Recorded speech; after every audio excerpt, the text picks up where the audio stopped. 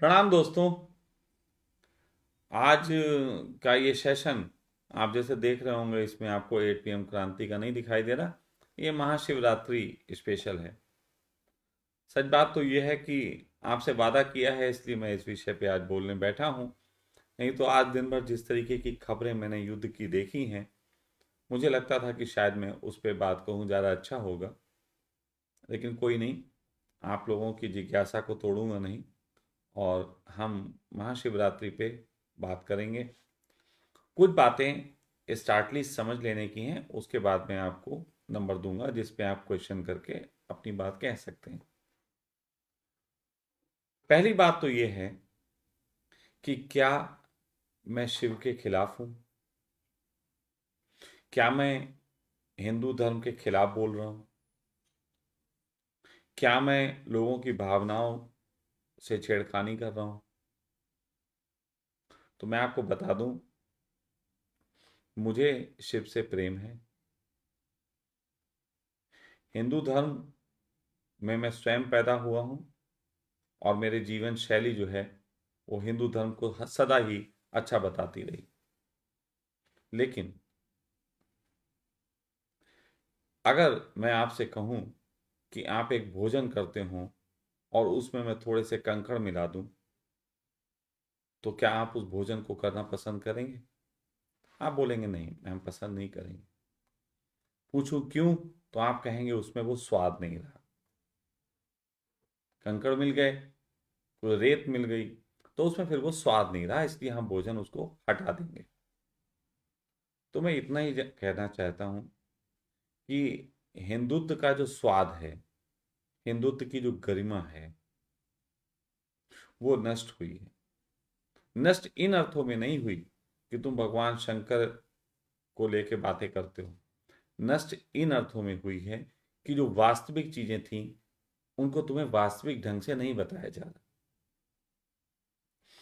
मेरा सिर्फ इतना ही विरोध है किसी भी ऐसे व्यक्ति से जो हिंदू धर्म की देशना की बातें कर रहा है, और असल में वो देशना को भटका रहा है, सिर्फ अपने थोड़े से स्वार्थ सिद्धि, या फिर लोगों को जो है वो अपने से जोड़ के अपने व्यवसाय कह लो शब्द या कुछ भी। मुझे व्यवसाय से कोई आपत्ति नहीं। मैं अभी एक बात कर रहा था किसी से, तो मुझे पता लगा कि दुबई में धोखा देने की सजा फांसी है। सीधे सीधे वहां पे 420 सबसे बुरी चीज मानी जाती है। तो क्या वहां सब चीजें ओरिजिनल बिकती हैं? क्या वहां सब चीजें शुद्ध बिकती हैं? नहीं। दुबई में एक कानून है, और उस कानून के तहत आप किसी प्रोडक्ट को अगर ओरिजिनल बेच रहे हो, तो आप उस पर ओ लिख के, ओरिजिनल लिख के उसको बेच सकते हो। और यदि उसको डुप्लीकेट बेच रहे हो या फर्स्ट कॉपी बेच रहे हो, तो आपको उस पर वो भी लिखना पड़ेगा कि फर्स्ट कॉपी या डुप्लीकेट। आप इस तरीके से अपने प्रोडक्ट को बेचो। अगर एक व्यक्ति ये कहे कि डुप्लीकेट है, और वो उसको डुप्लीकेट कह के बेचता है, तो सच कहें वो व्यक्ति ओरिजिनल है। अगर कोई व्यक्ति ओरिजिनल चीज को डुप्लीकेट कह के बेचता है, तो वो व्यक्ति गलत है। फिर समझो, ओरिजिनल को भी अगर डुप्लीकेट कह के बेचता है, तो वो व्यक्ति गलत है। तो जिसको आप जिस ढंग से बेचते हो वैसा बेचना चाहिए। मैं यहाँ पे ये जो सेशन शुरू किया, इसके पीछे एक मैंने वीडियो जो मैंने लव धर्मा अपने चैनल पे डलवा था, तो उसमें सदगुरु की बात उठाते हुए चीज़ों को शुरुआत हुई थी। गुरु, पहली बात तो गुरु अपने आप में, गुरु एक बहुत गरिमामय पद, एक उपाधि है, साथ साथ एक जिम्मेदारी भी। और फिर सदगुरु की बात हो जहां, तो और बड़ी होती है। अब या तो केवल नाम सदगुरु है, तो हम मैं नहीं कुछ कह सकता, लेकिन काम सदगुरु होना चाहिए। सदगुरु का अर्थ होता है कि जो आपको सच्चाई के रास्ते पे लेके चलता है। अगर कोई सच्चाई के रास्ते पे लेके ना चले, तो वो सदगुरु नहीं हो सकता। मैंने जब उस वीडियो में अपनी बात कही, जिन्होंने देख लिया हो वही केवल प्रश्न करेंगे आगे चल के जो मैं नंबर दूंगा। जिन्होंने ना देखा हो वो प्रश्न ना करें, ये मैं पहले कह दे रहा हूं। तो जिन्होंने भी उसको देखा हो, तो उसमें मैंने क्या बात कही, मैंने कुछ समझाया कि जिस ऊर्जा की बात करके आप इसको प्रॉफिट कमाने के लिए या आदमियों को इनवाइट करते हो, पहले लोगों को उससे अवगत तो करा दो, उस ऊर्जा से होता क्या है, फायदे और नुकसान क्या होते हैं। उस ऊर्जा से अवगत ना कराओ और सिंपली आप केवल इनविटेशन दे दो, तो कई बार गलत तरीके के लोगों को भी आप दे सकते हो। हमारे देश में संविधान में भी एक छोटी सी बात लिखी है कि यदि कानून की बात कही जाए तो कानून कहता है कि 100 गुनहगार छूट जाएं, लेकिन एक बेगुनाह को फांसी नहीं होनी चाहिए। यानी कि आप अगर किसी को लाभ ना दे पाए तो कम से कम हानि ना दें, ये एक प्रयास होना चाहिए। और गुरुओं के रोल तो और ज़्यादा बड़े हो जाते हैं। उनकी तो कोशिश होनी चाहिए कि उनको जो लाभ दे सकें उनको लाभ भी दें, और जिनको हानि हो सके उन्हें आगाह भी करें कि आप इससे ना जुड़ें। मैं लोगों को मेडिटेशन कराता हूँ। अभी परसों वाले दिन एक महिला आई थी, तो वो ऐसी बात कर रही थी कि आप मेडिटेशन कराते हो, कैसे क्या। तो मैंने कहा मैं मेडिटेशन कराने से पहले इंसान को चेक करता हूँ। मेरे पास अगर कोई आता है तो मैं पहले कह देता हूँ कि आना आपके हाथ में है। पहली बात तो इतने पैसे लेता हूँ कि हर आदमी आता नहीं। उसके बाद भी अगर कोई आता है तो साफ बात कह देता हूँ कि मैं तय करूँगा कि तुम ध्यान के पात्र हो या नहीं। यदि मुझे लगेगा कि आप ध्यान के पात्र नहीं हैं तो मैं आपको पूरे वक्त यहाँ पे रह के वो बातें बताऊंगा जिससे आपके अंदर ध्यान को लेके जो गलत फहमियाँ हैं वो दूर हों और आप ध्यान के रास्ते से अलग हट जाएं, क्योंकि अभी आपकी ज़रूरत नहीं। और यदि आपकी पात्रता है तो फिर मैं आपको बताऊंगा कि किस तरीके की विधि या कौन सी टैबलेट लेने से आपको फायदा होगा। ये बात थोड़ी सी समझनी चाहिए। कहने को गुरु लोग आज के तारीख में वही माने जाते हैं जो 100 200 500 लोगों को बैठाल के ध्यान शिविर लेते हैं। आज से कुछ वर्ष पहले मैं भी लेता था। तब मैं ये सोचता था कि भीड़ में बात कह दो, ज़्यादा लोगों तक बात पहुंचती है, इसलिए भीड़ में मैं ध्यान शिविर लेता था। और सच कहूँ, जब मैं ध्यान शिविर इस तरीके के लेता था तो मैं ओशो के प्रेम में था और मुझे लगता था कि उन्होंने जो किया वैसे ही मुझे भी करना चाहिए। लेकिन धीरे धीरे मुझे शिविर लेते लेते एहसास हुआ कि मैं लोगों के साथ अन्याय कर रहा हूँ। 50 लोग एक तरीके के स्वभाव के नहीं होते, तो 50 लोगों को एक ही तरीके की विधि कैसे दी जा सकती है। मैंने अपने जीवन के जो आखिरी शिविर लिए हैं 3 4, जिसमें ज़्यादा लोग थे, तो उन शिविरों में मैंने हमेशा लोगों के पहले स्वभाव चेक करके फिर उन्हें बता दिया कि आप ये वाला ध्यान करोगे और ये आप नहीं करोगे, ये विधि आप करोगे या नहीं करोगे। फिल्टराइजेशन करना शुरू कर दिया था। और फिर तो मैंने ये ख़त्म ही कर दिया। मैंने कहा नहीं, जिस स्वभाव के हैं मैं उस स्वभाव के हिसाब से बात करूँगा। भीड़ इकट्ठी करके बोलना आसान है, धंधा अच्छा चलता है, ये बातें हैं। प्रचार अच्छा होता है और कहीं अहंकार को संतुष्टि भी होती है कि बहुत बड़ा काम कर रहे हैं, लेकिन स्वाभिमान को पीड़ा होती है, जागरण को दर्द होता है, अंदर कोई चीज होती है जिसको एहसास होता है कि आप गलत कर रहे हैं। और यदि आप उसकी नहीं सुनते हैं तो फिर क्यों कर रहे हैं। मेरा सिर्फ ये निवेदन है, गुरुओं से भी और उनके जो शिष्य होते हैं उनसे भी सिंपल एक निवेदन है कि आप कृपया करके जिस चीज का बोर्ड लगाएं, जिस प्रोडक्ट को बेचें, वो चाहे कोई सा भी आप विधि देते हो, मुझे कोई लेना देना नहीं। क्योंकि मैं गोरखनाथ से सहमत हूं जो हर चीज को विधि बना देते थे। ऐसी स्थिति में आप कोई विधि देते हैं, मुझे आपत्ति नहीं है, लेकिन विधि का विस्तार से वर्णन, साथ साथ किन किन लोगों के लिए वो फायदेमंद है और किन किन लोगों के लिए नुकसानदेह। दूसरी बात, उसको पाने के बाद आप क्या पाएंगे और क्या आपको खोना पड़ेगा, उसका भी वर्णन जरूरी है। क्योंकि ऐसा असंभव है कि हर चीज सिर्फ प्रॉफिटेबल हो। फायदा ही फायदा जीवन में हो, जब कोई ये बात कहता है तो जान लो तुम्हें नुकसान दे रहा है। जगत में कोई भी चीज ऐसी नहीं है जिसके साइड इफेक्ट ना हो। बुद्धत्व के भी साइड इफेक्ट हैं। बुद्धत्व के बुद्धत्व के भी साइड इफेक्ट हैं। सबसे पहला साइड इफेक्ट है, आप जिस मन को उपलब्ध हो और उस मन को ही खुश करने के लिए बुद्धत्व की तरफ बढ़ते हो, सबसे पहले तो आपको उस मन को त्यागना पड़ेगा। अब वो मन को त्यागना जो है, सबके बस की बात तो होती नहीं। आप अपने मन को ही खुश रखते हुए बुद्धत्व भी पाना चाहते हो। अगर मैं आपसे पूछूं इस समय बुद्धत्व क्यों पाना है, तो आप सब लोगों का जो जवाब होगा, जीवन में आनंद के लिए, अपने चारों ओर बस अच्छे अच्छे सब चीजें महसूस करने के लिए। न जाने ऐसी कितनी तरीके की विचारधाराएं आपके दिमाग में हैं कि मैं शांत फील करूं और ये सब। लेकिन आपको पता है, जीसस को पाया तो सूली भी पाई, बुद्ध ने पाया तो घर भी त्यागा, राम ने पाया तो राम के साथ देखो कितने वनवास से गुजरना पड़ा। पूरी जिंदगी वो अपने परिवार का सुख नहीं उठा पाए।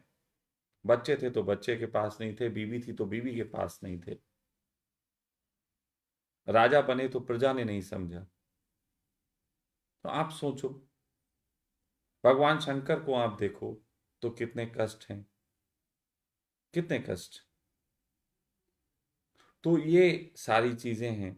मैं कई बार लोगों से कहना चाहता हूं कि चलो बुद्ध को मानने वाले आ जाओ, मैं तुम्हारा घर छुड़वाऊंगा, क्या तुम राजी हो? महावीर वालों से कहता हूं तुम आ जाओ, मैं तुम्हें नग्न करूंगा, कानों में कीड़े डाल के देखूंगा, क्या तुम्हारी योग्यता है? मना कर दो। सच बात तो यह है कि हमें आजकल के गुरुओं ने, जिन्होंने बुद्ध और महावीर और कृष्ण और सबकी बातें सुनाई हैं, उन्होंने अपने जीवन के पहनावे से और लाइफ स्टाइल से आप लोगों को प्रभावित किया है। आप लोग अपने गुरुओं की बातों में कम आते हो, उनके लाइफ स्टाइल के झांसे में ज़्यादा आते हो। जैसे मेरे झांसे में आने वाले ज़्यादातर लोग सोचते हैं कि सखा का जीवन कितना बढ़िया है, इनके चारों तरफ जो हैं लोग मौजूद हैं, स्त्रियां हैं, गाड़ी है, ये सब चीज़ें हैं, सखा परिवार है, बच्चे हैं। कभी निकटता से इसके पीछे देखो कि कितनी पीड़ाएं हैं, वो तुम्हें नहीं पता। इसको बोलते हैं कब्र का हाल मुर्दा जाने। आप नहीं सोच सकते। लेकिन हम सब जब ये पेश करते हैं, जैसे मैं स्वयं की अपनी बात कह सकता हूँ कि जब मैं अपने जीवन को आपके सामने रखता हूँ तो मैं दोनों बातें रखता हूँ। मैं ये भी रखता हूँ कि देखो इस चीज को करने से ये आनंद है, लेकिन ये भी रखता हूँ कि इसकी ये पीड़ा है। सन्यासी का जीवन जो है वो समाज की प्रॉपर्टी होता है। किन अर्थों में, उसको जानना जरूरी है।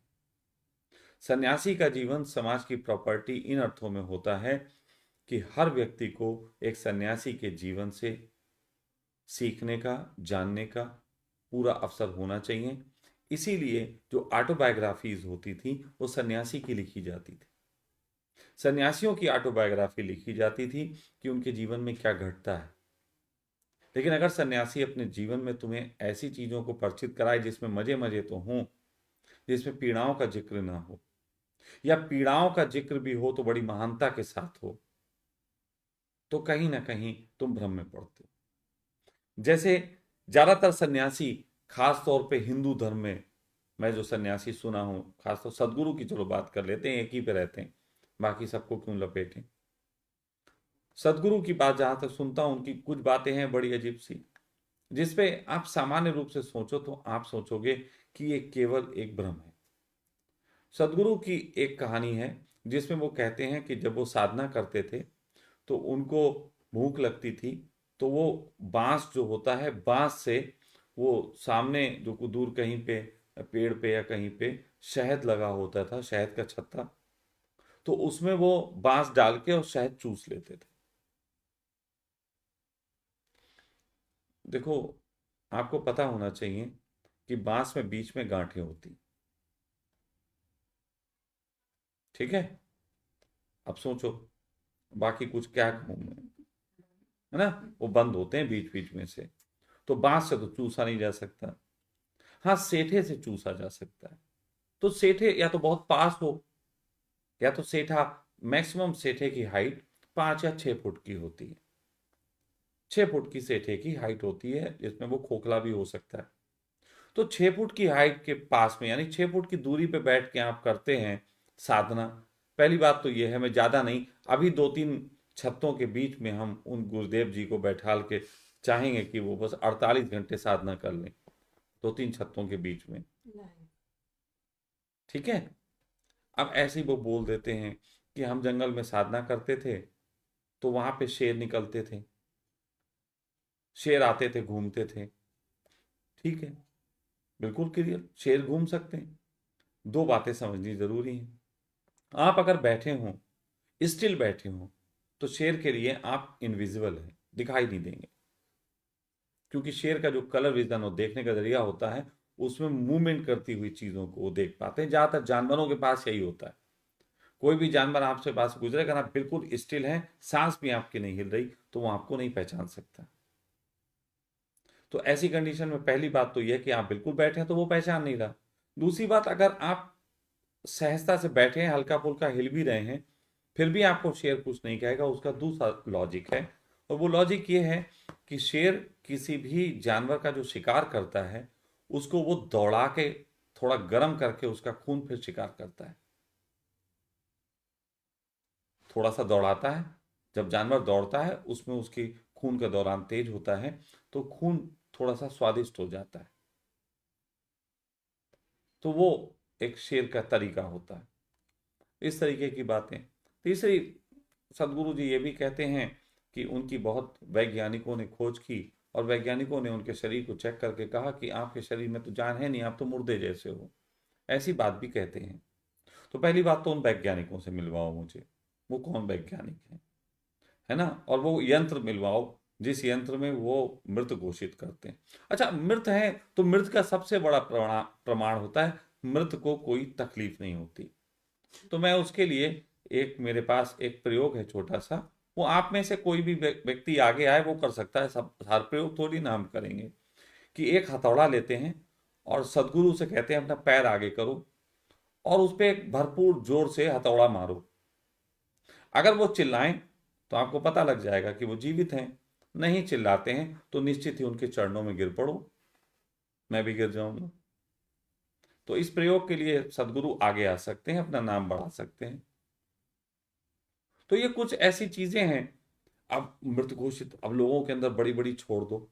देखो, दूसरा एक ढंग होता है बात कहने का। मेरे भी एक बार एक व्यक्ति ने मेरे पैर देख रहा था, ज्योतिष थे। उन्होंने मेरे पैर देखा और कहा आपके पैर की रेखाओं में जो है वो ऐसी रेखाएं हैं जो मृत व्यक्ति की होती। ठीक है यार, होती है, इससे क्या। अब हम मर ही गए हैं, स्वाद नहीं आ रहा है जीवन के, आप लोगों के सामने खिलखिला रहे हैं, हंस रहे हैं, ठीक है, उन अर्थों में मर गए।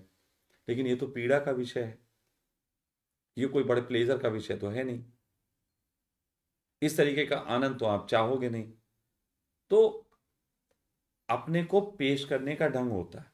एक छोटा सा एक घटना बताता हूं। मैं एक बार एक नदी के पास बैठा था अपने शहर में, उस नदी में पैर डाले।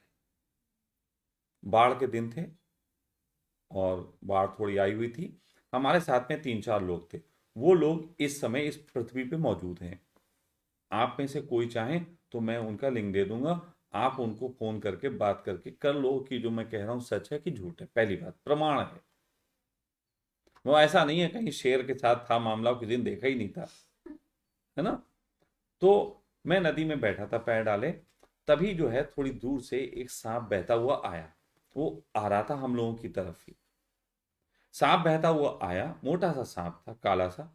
तो उसे सबने ही देख लिया, तो सब देखा एकदम, सबने पैर निकाल के भागे।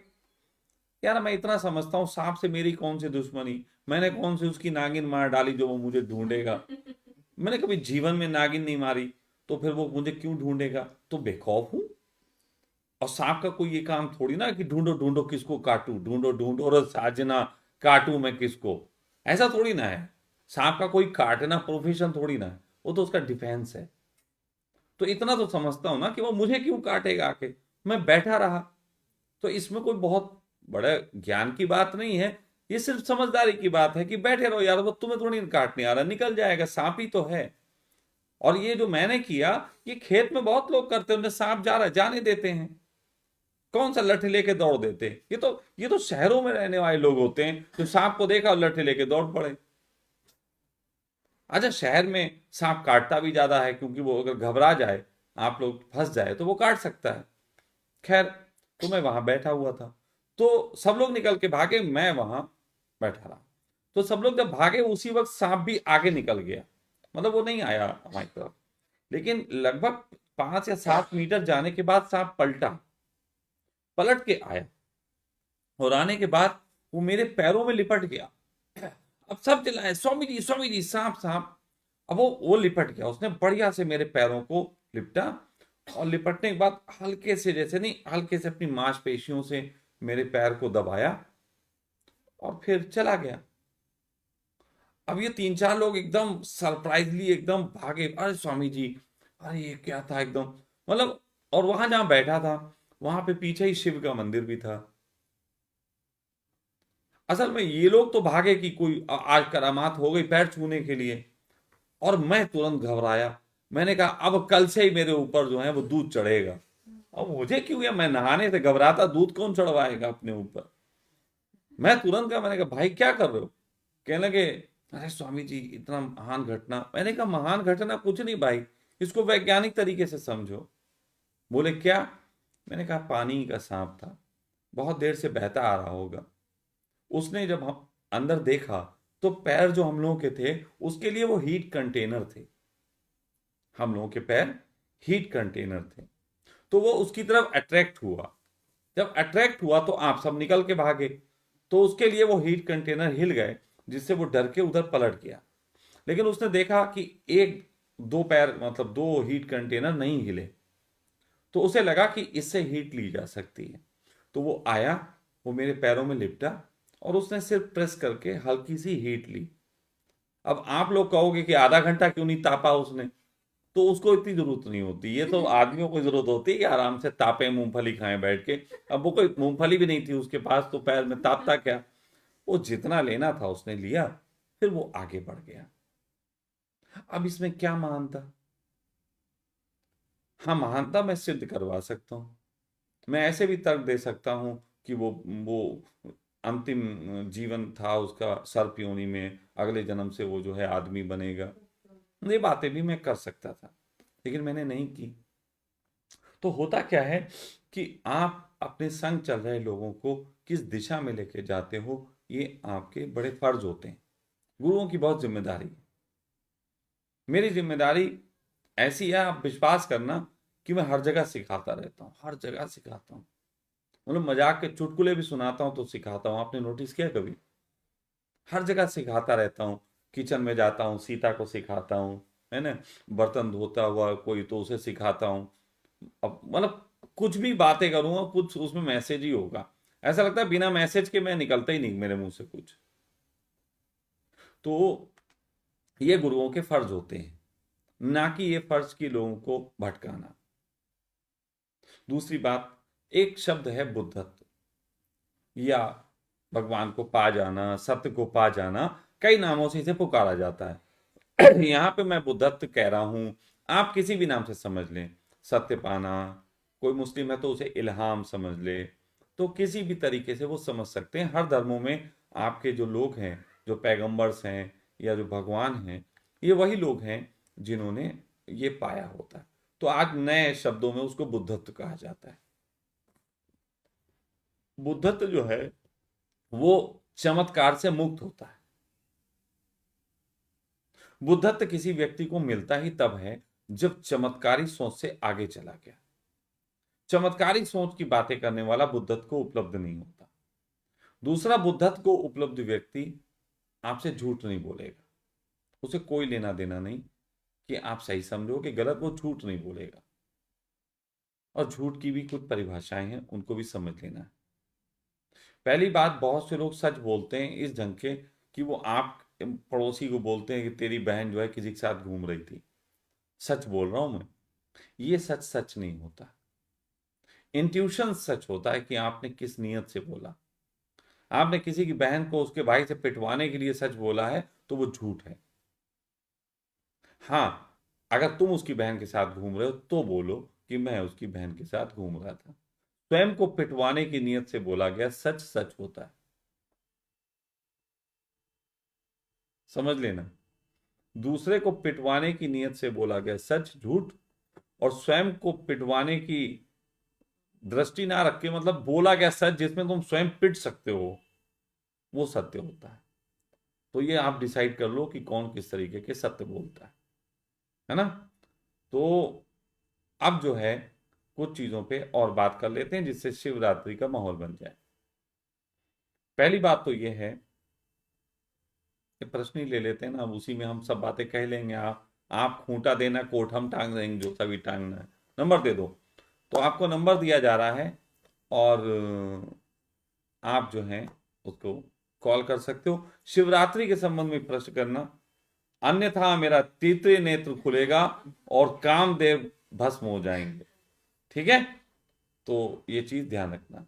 अच्छा, एक चीज मैं आपको बता दूं, कामदेव को शिव ने भस्म जरूर किया था, लेकिन बाद में जिंदा भी कर दिया था, नहीं तो आप लोग नहीं होते। ये बात भी जानना जरूरी है। कई लोगों को ये तो पता है कि शिव ने कामदेव को भस्म कर दिया था, ये नहीं पता है फिर जिंदा किया था। हाँ, और अगर इस पे मैं साइको एनालिसिस करूंगा तो बड़ा खतरनाक करूंगा कि आप लोग कहोगे ये क्या मैटर है कि जब भस्म कर दिया था तो जिंदा क्यों किया। ठीक है, तो उसके बारे में भी बात करेंगे। फिलहाल आपको नंबर मिल गया होगा, तो जो भी व्यक्ति कॉल करना चाहें शिवरात्रि से संबंधित प्रश्न लेके, वीडियो भी जिन्होंने पिछला देखा हो, आज भी बात समझी हो, वो प्रश्न कर सकते हैं, उस पर मैं बात करूंगा।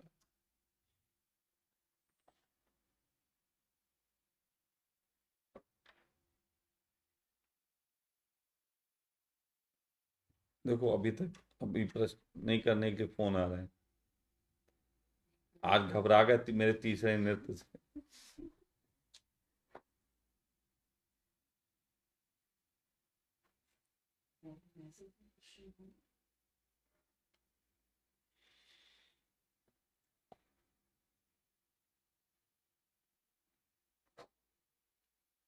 अगर किसी को डर लग रहा हो तो अपना वॉइस मैसेज भी भेज सकता है। एक तो तुम लोग मुझसे डर जाते हो ऐसी स्थिति में। बोलो, तुम ही लोग कुछ पूछो, यहाँ बैठे हो। चलो, एक प्रश्न आया किसी का, अब देखो होना शिवरात्रि भेजेंगे। हेलो। हेलो। नमस्कार सर। नमस्कार। सर प्रवीण बोल रहा हूँ मैं। जी प्रवीण जी, मेरा बताइए। प्रश्न है सर, मैंने एक जब मैं छोटा था मैंने एक किताब पढ़ी थी, हम्म। और किताब ये थी, कुमार संभव नाम से किताब थी। तो उसमें जैसे आज का परिप्रेक्ष्य दिखाते हैं कि दुनिया जो है पूरब और पश्चिम में बटी है, उस टाइम पर दुनिया जो है उत्तर और दक्षिण में बटी हुई है। हम्म। जो क्या कहते हैं उसमें प्रमुख क्षेत्र जो है ये रशिया वगैरह माना गया, और जो कैलाश और हिमालय वगैरह को शंकर का क्षेत्र माना गया। हम्म। और तारकसुर जो जहाँ का राजा जिसे अमेरिका या पाताल कहते थे ये माना जाता था। ठीक है। तो उस टाइम पर जैसे शंकर जी कहा है, शिव जिनको कहा है, शिव और शंकर अगर एक ही है तो ये उस टाइम के उसमें राजा जो थे ये राजा की उपाधि हुआ करती थी, और वो बैठता था वो शंकर कहलाता था, या शंकर सदैव हमेशा एक ही रहे हैं वो। हम्म। तो ये प्रश्न आज तक वो हो रहा है, मतलब घूम रहा है कि मेरे हिसाब से तो शायद वो पदवी होती थी और उस पदवी पे बैठता था, उसी को शिव, और ऐसे ही विष्णु और ब्रह्मा और ये इस तरह बोला जाता था, या वो सदा चिरकाल इतने लंबे समय तक रहे हैं। ठीक है, तो मैं इस पे अपनी बात कहूँ। जी। जी, देखिए प्रवीण जी, एक चीज जान लेनी जरूरी है कि हम हमेशा से, अगर वैज्ञानिकों की बात करें तो वैज्ञानिकों ने जो सबसे ज्यादा नीचे के तल पे जाके खोजा है पदार्थ में, तो उन्होंने कहा है electron proton neutron. Electron proton neutron. जी सर। हिंदुओं ने अपने जो पूरे धर्म के आधार में तीन देवताओं को रखा है, उसमें है जी। ब्रह्मा, विष्णु, महेश। जी। आप ईसाई धर्म में देखें तो वहां पे GOD, गॉड, हाँ हाँ, जनरेटर ऑपरेटर और जनरेटर डिस्ट्रॉयर। Operator destroyer. ठीक है। तो कुल मिला के बात यह है कि तीन तीन तरीके की ऊर्जा है जिससे जीवन चलता है। जी एक जो जीवन का आरंभ है, एक जीवन का मध्य जीना, और तीसरा जीवन की समाप्ति। जी ये तीन तरीके की ऊर्जाएं हैं। असल जी में इन तीन तरीके की ऊर्जाओं को प्रतिनिधित्व करते हुए तीन तरीके के देवताओं को हिंदू धर्म में दिखाया गया, ब्रह्मा, जी विष्णु, महेश। अच्छा, जी कुछ बातें ऐसी हैं जिसको थोड़ा सा और गहरे जान लेना जरूरी है। जी पहली बात तो ये जान लेना जरूरी है कि आज हम ब्रह्मा, विष्णु, महेश को तीन फोटुओं के रूप में जानते हैं। जी जी जी। इन फोटुओं का आविष्कार अभी थोड़े समय पहले ही हुआ है, बहुत समय पहले फोटू नहीं हुआ करते थे। हाँ, वो तो सही बात है। ठीक है। हाँ ब्रह्मा, हाँ। विष्णु, महेश, तीन के फोटू नहीं हुआ करते थे। जी लेकिन बाकी जो जैसे होते थे उनके फोटो होते थे, उनके फोटो मूर्ति के रूप में मौजूद थे, राम की मूर्ति के रूप में मौजूद थे। लेकिन शंकर जहां भी मौजूद थे वो वहां शिवलिंग के रूप में दिखाए जाते। जी। ठीक है। तो हम्म, डिस्ट्रॉय करने वाली ऊर्जा को हम लोगों ने शिवलिंग के रूप में देखा। जबकि देखा जाए जीवन का उद्गम लिंग से होता है, तो लिंग को हमें उस जी आधार पे देखना चाहिए। लेकिन मैं यहाँ पे सभी लोगों को एक चीज कहना चाहता हूं कि देखो, आजकल आजकल के परिवेश में शंकर को दो रूप में बताया जाता है। एक तो शंकर का रूप बताया जाता है जिसकी एक पत्नी थी, पार्वती, है ना, जिसका जिसके बेटे थे। इसमें हाँ, गणेश परिवार था दिखाए जिनका। जाते हैं। तो उनको उनको पूरी तरीके से, उनके पास नंदी भी थे, और वो जो शंकर है उनकी बारात भी होती थी, और सब कुछ मतलब ये दिखाया जाता है इस तरीके से कि शंकर का जी एक स्वरूप ये था। दूसरे स्वरूप की बात तब की जाती है जैसे कि मेडिटेशन की बात होती है, शिवरात्रि पे जागरण की बात होती है, तब होती है। तो जी ऐसी कंडीशन में जो है फिर वो शंकर की बात ना करके वो शिव की ऊर्जा की बात करने लगते हैं, जी है ना। जी जी। तो ये अब शिवलिंग जो है वो आकार दिया है, कुछ लोग कहते हैं कि ये ब्रह्मांड भी हमारा इसी आकार में है। और ये भी कहते हैं कई लोग कि आजकल जो परमाणु के जो संयंत्र है, वो भी इसी आकार में बनते हैं। ऐसा इसमें क्या वो विशेष है फिर? मेरा मेरा आपको इसमें दूसरे तरीके से कुछ आपको समझाने की कोशिश करूंगा। हम लोगों ने एक मोहम्मद साहब के संबंध में कहानी सुनी हुई है कि ऐसा कई लोगों ने सुना होगा कि जहां पे कावा है वहां पे शिवलिंग है। जी जी। हाँ ठीक है। हाँ जी, व्हाट्सएप पे बहुत चलता है ये। व्हाट्सएप पे बहुत चलता है। मैं हाँ ये मान सकता हूं कि ये कहानी सच है। जी। इसको थोड़ा समझने की जरूरत है। हजारों वर्षों से पृथ्वी पे उल्का पिंड्स गिरती रही हैं, हाँ जी हजारों वर्षों से। और जी जी उल्का पिंड जो है वो जब गिरती हैं तो अगर बहुत बड़ा उल्का पिंड गिरे, अगर मैं ऐसा कहूं कि अगर एक पहाड़ के बराबर उल्का पिंड पृथ्वी की तरफ बढ़े, तो वो इसके गुरुत्वाकर्षण में प्रवेश करते करते भस्म होके एक छोटे शिवलिंग के आकार में ही पृथ्वी पे पहुंचेगा। जी। ठीक है। बिल्कुल। शिवलिंग जो है वो, आपको ऐसा समझो कि जगह जगह राम जब घूमते थे, राम ने सबसे ज्यादा शिवलिंग की स्थापना की। जी तो राम आज से कई हजार वर्ष पूर्व जो है वो पृथ्वी पे हुए हैं। तो जब वो घूमते थे जी। तो उन्हें रास्ते में कहीं ऐसे पत्थर दिखाई देते थे जो कि विशेष स्वरूप होते थे, विशेष तो स्वरूप उनका स्वामी जी एक होता चीज था। बताइए, आप जो कह रहे हैं राम अगर घूमते, राम एक राम वो हुए जो दशरथ के पुत्र हुए हैं, और एक राम जो है शिव के आराध्य, जिन्होंने दे, राम नाम जिन्होंने उनकी देखिए वो करी है, तो देखिए फिर मैं ये भी फिर मैं अंतर हो गया। मैं कहना ये चाहूंगा कि एक तो एक चीज होती है ऊर्जा की बात, उसको थोड़ी देर के लिए अलग रख दें। मैं आपको उस ऊर्जा के उस रूप की बात कर रहा हूं जो शरीर में रह के अपना काम करता है। तो जी शरीर में दशरथ के पुत्र की बात ही कर लेते हैं ना, भटके ना ज्यादा। तो जी दशरथ के जी जी पुत्र में जब वो निकले तो उन्होंने जहां जहां ऐसे पत्थर देखे जिसका आकार शिवलिंग जैसा था, जी। तो उन्होंने उसकी स्थापना की और उस पर जल चढ़ाने के लिए भी कहा। हम्म। मे बी पॉसिबल, मैं फिर कह रहा हूं, इसको जी। समझने की जरूरत है। हम ये भी जानते हैं कि एक समय विज्ञान बहुत डेवलप था, हाँ जी। और हम ये भी जानते हैं कि आज के दौर में वैज्ञानिक भी जब कोई अंतरिक्ष से जो एस्ट्रोनॉट होते हैं, तो जब वो वापस आते हैं तो उनको पहले एक अलग जगह रखा जाता है जहां पे उनकी पूरी टेस्टिंग होती है कि कोई वो उल्का पिंड या कोई ऐसी चीज तो नहीं ले आए जो इस पृथ्वी के विनाश का कारण बन जाए। जी जी जी। यदि बाहरी ग्रह से कोई ऐसा तत्व पृथ्वी पे आ जाए जो यहाँ पे हाँ जी। अचानक आके इस पृथ्वी की तबाही का कारण भी बन जाए, तो उस तत्व को उनसे चेक करने के लिए, दूर करने के लिए, क्योंकि वो अंतरिक्ष में रहे होते हैं, काफी दिनों तक उनको अलग रखा जाता है। हाँ उनकी जी। उनकी मनोवैज्ञानिक सब उनकी दिमाग की भी जांच करते हैं कि वो ठीक हैं कि नहीं है, कहीं वो खुद ही उस एनवायरनमेंट में ऐसे हाँ तत्व ना बन गए हों जो हाँ, सही पृथ्वी के बात लिए है खतरा आपकी, हो बिल्कुल, जाए। कि शरीर शारीरिक रूप से, मानसिक रूप से उनमें ठीक है। कुछ वो तो नहीं तो है। अगर आज ये जानकारी है तो मे बी पॉसिबल पहले के लोगों में इस तरीके की जानकारी रही हो। तो जी ऐसी कंडीशन में पहले के लोग इसको दूर करने के और उपाय करते थे। आज के वैज्ञानिक तरीके से किसी भी बीमारी को भगाने के लिए जो उपाय होते हैं वो बाया वैक्सीनेटेड और तरीके की चीजों के होते हैं। लेकिन आज जी से हजारों साल पहले के वैज्ञानिकों ने यह खोजा था कि जब भी किसी तरीके की बीमारी फैलती है तो उसके लिए वो कुछ मंत्रों का उच्चारण करते थे जिससे जिसकी ध्वनि से बॉडी के अंदर वो वायरसेस मर जाएं जो वायरस उस समय परेशान कर सकते हैं, जिसमें से जी ओम की जी। ध्वनि बड़ी कारगर थी।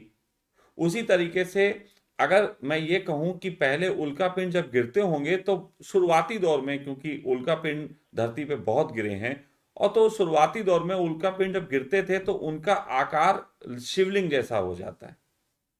जी हाँ, हवा के घर्षण से, हवा ठीक के है। घर्षण से वो शिवलिंग जैसे हो जाते हैं और ज्वलंत भी होते हैं, यानी कि वो गिरते हैं तो गरम गरम भी होते हैं। हाँ बिल्कुल। तो उस समय एक फर्स्ट फर्स्ट इंप्रेशन ऐसा भी आता है कि इनको हम शांत करें, जी हम इनसे इनके अंदर कोई ऐसी चीज ना आ गई हो जो पृथ्वी को नुकसान पहुंचाए। तो उसके लिए उस पे दूध भी चढ़ाना और साथ साथ उसके पास बैठ के ओम का उच्चारण करना, जी।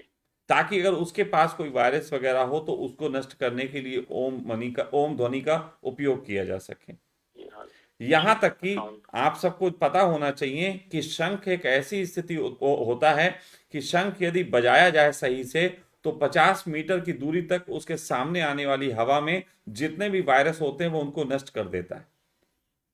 जी तो पहले केवल शिवलिंग को दूध ही नहीं चढ़ाया जाता था, शिवलिंग की पूजा से पहले शंखोदेश भी होता था, शंख भी जी। बजाया जाता था। तो मैं जो बात बता रहा हूं उसके तहत शिवलिंग की जो अवधारणा थी उसका आधार बहुत वैज्ञानिक ढंग से था, जी लेकिन जी। धीरे धीरे इसको और तरीके से देखना शुरू कर दिया गया।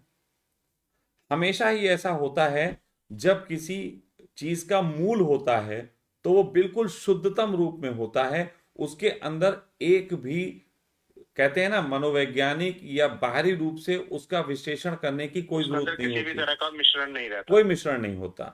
जी जैसे कि सोना होता है वो शुद्ध रूप में होता है, लेकिन वो कचरे में दबा होता है इसलिए कचरा जलाया जाता है, लेकिन सोने को अगर गहना बनाना हो तो उसमें मिलावट की जाती है। जी। उसी प्रकार हमेशा ही जो धर्म के उद्गम होते हैं, मान लीजिए भगवान शंकर ने कभी भी ऐसा नहीं कहा कि लोगों को शिवलिंग बना के उस पर पूजा करनी चाहिए, एक भी जगह उल्लेख हो तो मैं गुलामी करूंगा, नहीं, ऐसा कहीं नहीं है। तो उन्होंने स्वयं कभी नहीं कहा। फिर कहा जी किसने? कहा उन्होंने जो आगे उनको मानने वाले पंडित इकट्ठे हुए। देखो, जी। पंडित हम सब जानते हैं, पंडित जो होते हैं वो दो तरीके से पैदा होते हैं, उसकी भी आज बात समझ लेनी जरूरी है। जी पहला पंडित तो वो होता है जो किसी भी व्यक्ति के प्रेम में पड़ता है, किसी भी ऊर्जा के प्रेम में पड़ता है। जी। दूसरा पंडित वो होता है जिसे प्रेम में पड़ने की कला तो नहीं आती है, लेकिन किसी भी तरीके से उससे जुड़ के अपना नाम कराने के लिए जुड़ता है। जैसे जी कुछ लोग तो किसी को गुरु मानते हैं और अपना पूरा जीवन गुरु के चरणों में व्यतीत करा देते हैं, और कुछ लोग जो होते हैं वो उस गुरु की किताबें और फोटो पढ़ के अपने घर में लगाते हैं और दुनिया को बताते हैं यही हमारे गुरु हैं। तो अपने जी। अपने ईगो को सेटिस्फाई करने के लिए दूर दूर से काम करते हैं। अब दोनों तरीके के लोगों में कुछ बातें समझनी है। जो लोग किसी व्यक्ति के प्रेम में पड़ते हैं वो कहीं ना कहीं ये चाहते हैं कि उसकी देशना या उसकी बात लोगों तक फैले। जो बहुत गहरे प्रेम में पड़ते हैं उनकी भी चाह होती है। मेरे पास में बच्चे रहते हैं तो ये मेरे प्रेम में इनकी हमेशा चाह होती है कि ये किसी तरीके से मुझे प्रचार करें।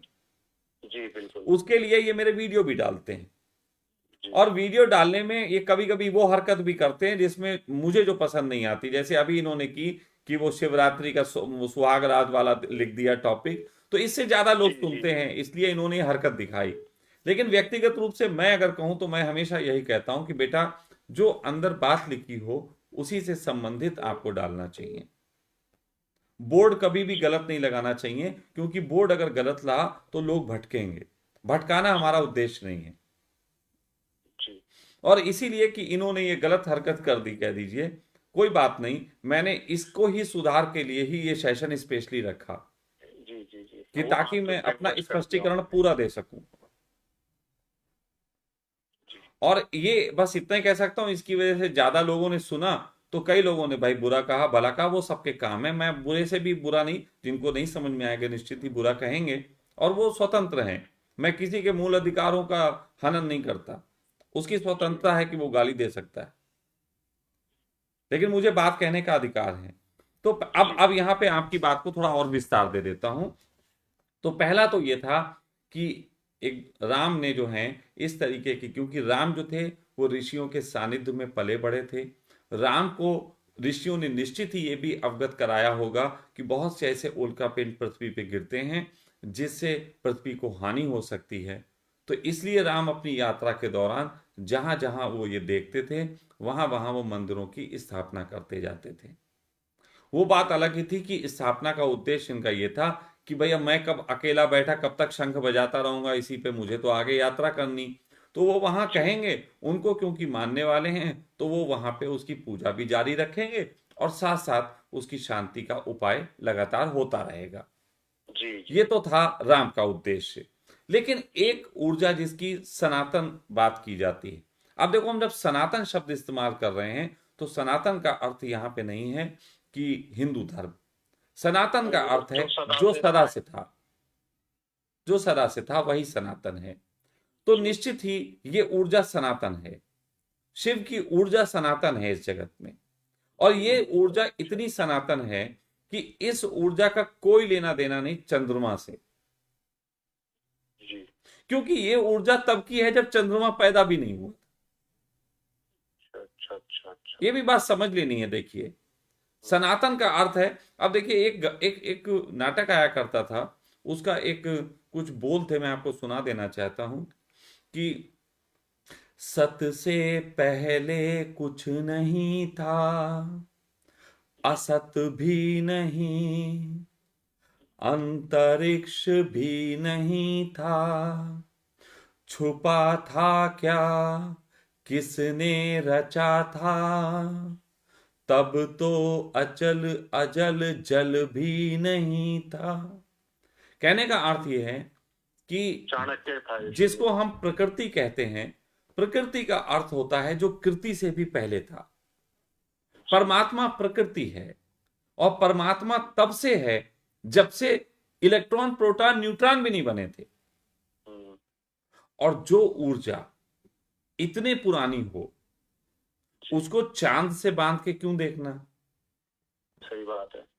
ठीक है। अब होता क्या है, लोग बर्थडे मनाते हैं, जिस जी दिन पैदा होते हैं उस दिन बर्थडे मनाते हैं। हम्म, तो कभी किसी को घट गया होगा उस रात में, कभी किसी को, जी जी और उसने कहा होगा बड़े प्रेमपूर्ण से कि आज की रात्रि मुझे आनंद आ गया। हम्म। आप अपने शहर में भी किसी जगह अगर घूमें, आपने जीवन में पहली बार किसी व्यक्ति को कहीं प्रेम हुआ हो, तो जिस जगह पे उसने पहली बार अपनी प्रेमिका को देखा होगा वो उस जगह को कभी नहीं भूलता। सही बात। जब भी उस जगह से गुजरता है उसे स्मृति आती है, और वो अगर अपने मित्रों के बीच है तो अपनी उस स्मृति की बातें भी करता है। ऐसी स्थिति में उसके मित्र उस जगह पे पूजने के लिए मंदिर भी बना सकते हैं। हाँ बिल्कुल। बिल्कुल ऐसा ही हमारे जगत में होता आया कि उन्होंने कहा कि किसी को पूर्णिमा पे हो गया तो उसने पूर्णिमा की रात का महत्व बता दिया। किसी को अमावस्या पे हुआ तो उसने अमावस्या का महत्व बता दिया, किसी को अमावस्या से 2 दिन पहले हुआ उसका अर्थ बता दिया, किसी को दूज के चांद पे हुआ तो उसने दूज की चांद का अर्थ बता दिया। हमेशा लोगों ने अपने बर्थडे मनाए, जी लेकिन आज के जो पंडित हैं, मैं सदगुरु को पंडित से ज्यादा कुछ ना कहूंगा, ये तमाशा खड़ा करते हैं। अब आप देखो, ये अभी शिवरात्रि वाले दिन कहते हैं लोगों से जागें और शिव की ऊर्जा का आवाहन करें। मैं मना नहीं करता, अच्छी बात है कि लोग शिव की ऊर्जा का आवाहन करें, लेकिन पहले ये जान लें कि किन लोगों को शिव की ऊर्जा चाहिए, उसके फायदे नुकसान समझ लें। जी वो फायदे नुकसान ही मैंने उसमें वीडियो में बताया कि ये फायदे नुकसान है, आप देख लो फिर चलो। दूसरी बात ये है कि जिसको ये साइंटिफिक तरीके से बड़ा पेश करते हैं कि जिस समय चंद्रमा जो है फुल मून होता है उस समय ज्वार भाटे आते हैं, आपके अंदर भी 70% पानी है तो वो ज्वार भाटे का रूप लेता है, इसलिए बहुत लोग पागल होते हैं इस रात्रि को, पूर्णिमा में। और फिर जिस समय ऊर्जाएं बिल्कुल शांत होती हैं वो वक्त होता है अमावस्या का। अच्छा, जी मैं मानता हूं, मैं इस बात से डिनाई नहीं करता और इसकी मुझे जानकारी भी है कि कब ऊर्जा किस तरीके से क्या होती है, पूर्णिमा पर क्या होती है और अमावस्या पे क्या होती है। जी लेकिन फिर ये तो हर अमावस्या पे और हर पूर्णिमा पे होती है। मेरे स्वामी जी की बताइए, ऊर्जा तो ऊर्जा है, उसमें बुरी और अच्छीता को कोई लेना देना ही ये भी नहीं है। ये भी यही तो बात है, ऊर्जा तो ऊर्जा है, उसको अच्छे बुरे रूप में पेश करना ये भी एक बड़े गलत चीज है।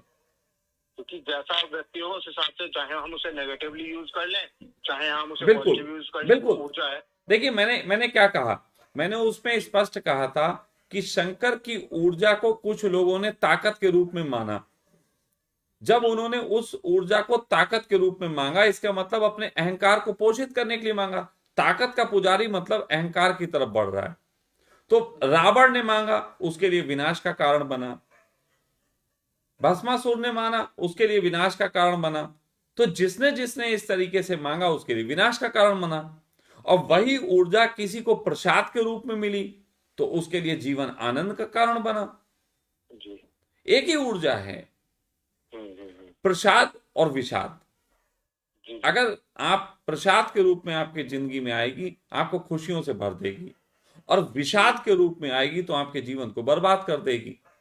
और विषाद का सिर्फ इतना अर्थ होता है कि आपने किस बेस पे मांगा था। विषाद जो है वो अहंकार का बालक है। अगर आपने कोई चीज अपने अहंकार के लिए की तो उससे एक दिन विषाद आएगा।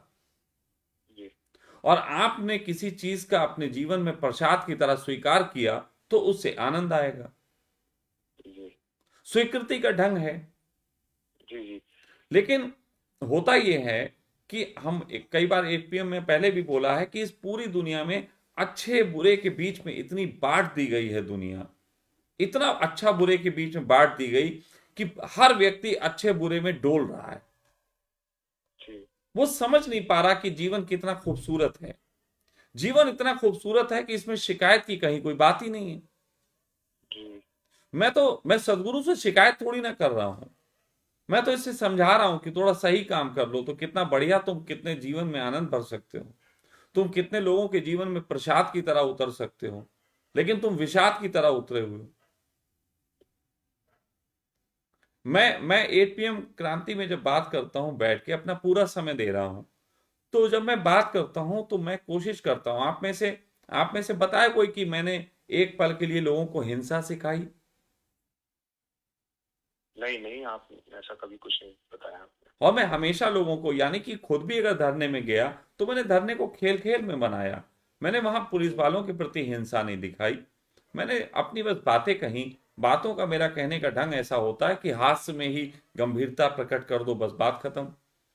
जी लेकिन मेरा उद्देश्य किसी को लड़ाना नहीं, मेरा उद्देश्य समझाना है। बल्कि सच कहूं, मैं कई बार कहता हूं, एक तरफ मैं मोदी जी को बुरा भी बोल देता था, लेकिन दूसरी तरफ मैं कहता हूं भाई अगर यही पूरे तरीके से राज्य रख ले तो रख ले, मुझे कोई आपत्ति नहीं है। कहने का सिर्फ इतना अर्थ है, हम यहां बैठे जो चर्चा कर रहे हैं महाशिवरात्रि वाले दिन, तो मैं लोगों से जी कह रहा हूं कि महाशिवरात्रि वाले दिन बैठो, कोई आपत्ति नहीं है। तुम पूरी रात बैठो, इसमें भी कोई आपत्ति नहीं है, लेकिन टिकट लेके तुम वहां हरिहरन के गाने सुन के, वहां पे कथकली सुन के, वहां पे किसी का डांस देख के, और तुम रात भर इंटरटेन करो और तुम बोलो शिव की ऊर्जा के प्रेम में बैठे थे, तो इससे बड़ा भ्रम क्या हो सकता है? सही बात है। ये तो तुमने डांस पार्टी बना ली। जी जी जी। इससे अच्छा तो तुम कभी भी, अरे तुम्हें इकट्ठे लोग करने तो तुम हरिहरन और इन सबको कभी बुला लो। मैं आप सब सही जितने भी बात लोग है। सुनते हैं, मैं बोलता हूं, मेरे भी मन होता है कि मैं किसी व्यक्ति को सुनूं, और एक व्यक्ति का आजकल मेरे प्रति, मेरे अंदर से उसके प्रति आता है भाव। मेरे अंदर लकी अली एक है, लकी अली करके, तो हाँ लकी जी। अली के लिए मेरे अंदर से आ रहा है आजकल कि अगर लकी अली तक कोई मेरी सूचना पहुंचा सके या मेरी बात करवा सके, तो मैं लकी अली को अपने घर इनवाइट करना चाहता हूं। मैं चाहता हूं कि वो आए, लेकिन मैं उनका शो नहीं करना चाहता, और मैं उनसे एक बार भी नहीं कहूंगा कि लकी अली गाओ क्योंकि हमने तुम्हें पैसे दिए। नहीं, वो आए, वो पड़ोस में बैठे। मुझे तो जहां तक वो आदमी इतना प्यारा दिखा कि जिसका चलना उठना बैठना सभी संगीत है। जी। वो अपने गिटार को उठा के बैठता है तो ऐसा लगता है मैं अपनी प्रेमिका को बाहों में ले लिया। उसकी आंखें भी नशीली हैं। मतलब देखो, उसका जीवन बोल रहा है। अब जी ऐसा जिसका जीवन बोलता हो, उसके मुंह से गाना सुन के मैं अपमान क्यों कराऊंगा उसका? जी जी। तो अगर मैं कहूं कि ऐसे गाने वाले हों, आपदा परवीन के लिए मेरा दिल कहता है कि कभी मैं आपदा परवीन को इनवाइट कर सकूं। ये हिंदुस्तान पाकिस्तान की बात, अब लोग कहेंगे आपको सारे मुसलमान ही पसंद आ रहे हैं, इस पे भी हो सकता है झगड़ा हो जाए, तो कोई बात नहीं, आप तानसेन को जानते हो तो उनको बुलवा दो, मैं उनको बुलवाना चाहता हूं। बात सिर्फ इतनी सी है कि जब किसी व्यक्ति के जीवन में कोई स्पार्क होता है, जी तो उसके अंदर प्रसाद ही गिरा होता है परमात्मा का, वरना हो ही नहीं सकता। जी। हाँ, बगैर उसके तो परमात्मा पॉसिबल के ही नहीं। आशीष के बगैर किसी के जीवन में स्पार्क संभव ही नहीं। जी तो उसमें स्पार्क है, इसलिए मैं मिलना चाहता हूं। और निश्चित जिसमें स्पार्क है वो ना हिंदू है ना मुसलमान है। जिसमें जी। स्पार्क है था तो वो कुछ नहीं धर्म होगा। ही नहीं है कोई सर। बिल्कुल, जो ऊर्जा शुद्ध होती है, हिंदू मुसलमान कहां से? अगर मैं आज कहूं, जो लोग ये मानते हैं कि सनातन धर्म दुनिया में सबसे पहले आया, तो मैं ये कहूंगा फिर तुम्हारे हिंदू और मुस्लिम तो भाई भाई, क्योंकि उन्हीं से निकले ना फिर कहीं। मुस्लिम्स भी सनातन को मानते हैं सर। अरे मेरी मैं बात हुई जानता हूं, मैं वो ऐसे मानते हैं मुस्लिमों, सनातन, वो उनका सुनिए, कहना यही है मैं तो कि ऐसे सनातन एक मुस्लिम, दिन सदा से था। मैं तो ऐसे मुस्लिमों को भी जानता हूं जो प्रसाद खाते हैं, जी और जो अपने तरीके से हर चीज को अपनाते हैं। ऐसे एक दो नहीं, सैकड़ों को जानता हूं। जी। और ऐसे हिंदुओं को भी जानता हूं जो मजारों पे जाते हैं, जो कव्वाली गाते हैं। हाँ जी। तो ये दुनिया वाकई इतनी प्यारी है। हम हमें अपने, मेरे शहर में एक मस्जिद है, उस मस्जिद और मंदिर के बिल्कुल दीवारें मिली हुई हैं, चिपकी चिपकी, जी और उसके नीचे एक लड़के की दुकान है। वहां पे बैठ के हिंदू और मुस्लिम सब रोजा रख लेते हैं और खोल लेते हैं, अफ्तारी कर लेते हैं। जी जी। लेकिन लड़ाने को आप कितना भी लड़ा दीजिए, ये लड़ाती है राजनीति। स्वामी जी, यथा राजा तथा प्रजा वाला हिसाब है तो। चलिए खैर प्रवीण जी, और मित्रों के भी फोन आ रहे हैं आपसे। जी सर, हाँ बिल्कुल, जी, ओके सर। बात करके अच्छा लगा। नमस्कार, नमस्कार सर। जी जी, नमस्कार।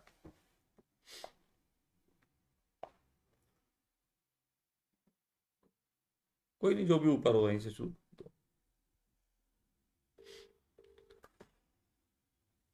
तो ये बात हमें समझनी पड़ेगी। हेलो।